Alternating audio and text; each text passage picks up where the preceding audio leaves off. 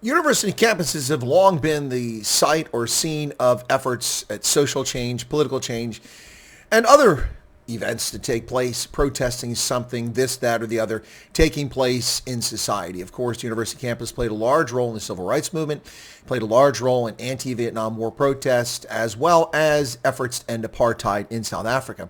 And that's been kind of the history of university protests. But in South Africa, we've had spoiled, privileged, whiny little protests about demanding that fees must fall at UCT and Rhodes University. People tearing down statues, destroying history. And these are people going to a university where all ideas are universal. Universities are open to all ideas. But what's happening now? Protesting Wits students are reportedly clashing with security forces and blocking roads and disrupting lectures on the University of Witwatersrand in Johannesburg.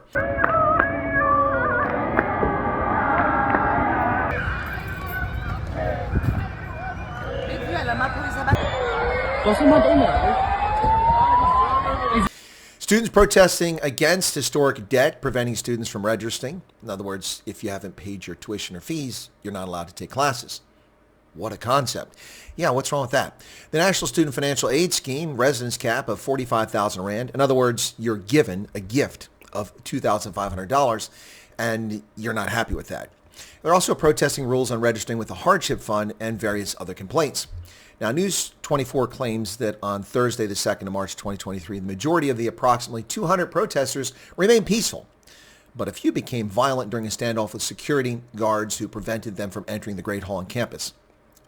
Yeah, well, some students did in fact turn to violence as they moved between campuses in Joburg on Thursday.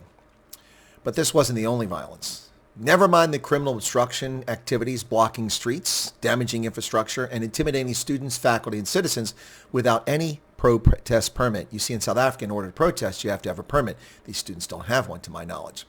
Now, today, the 3rd of March, Friday, 3rd of March 2023, this nonsense resumed as a group of protesters wearing EFF regalia, some with masks and balaclavas, made their way to the main gate off Empire Road in a bid to block the entrance to the university.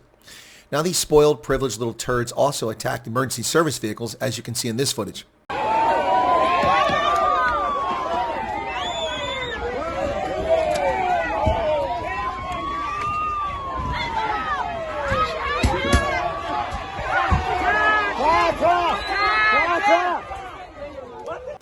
Now, I can't confirm if any of these thugs are in fact students, however.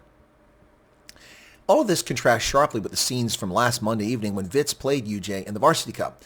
There were no protests, no violence, just students enjoying a game and an evening out.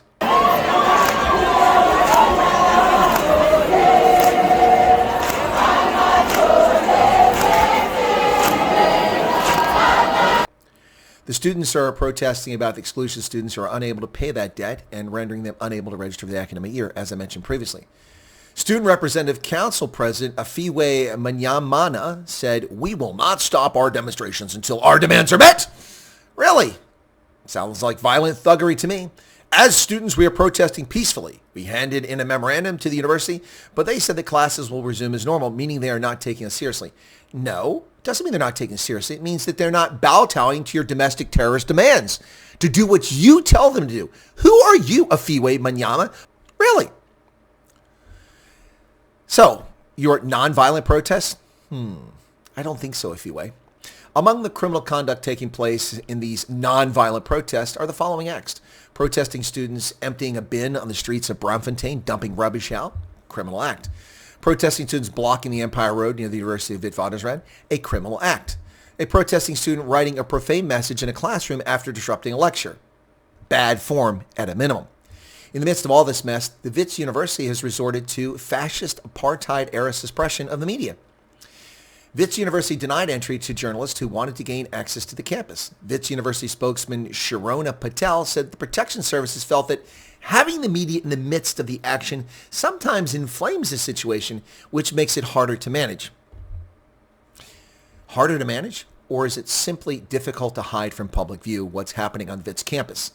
As spoiled, privileged little shits destroy infrastructure, disrupt classes, intimidate and threaten faculty, other students, and citizens in Johannesburg. Now, I should mention that we can't confirm that the people actually causing these incidents are actually students. They might just be opportunists. We also should point out that if there are, in fact, just 200 people doing this nonsense, Wits University is a campus of 40,000 undergraduate and graduate and postgraduate students. So it's a very small minority, but this minority is demanding that they get what they want. Well, I have a better demand. I demand that Wits University expel anyone caught involved in violent acts. And I also demand that somebody take a feeway aside and have a conversation with a feeway.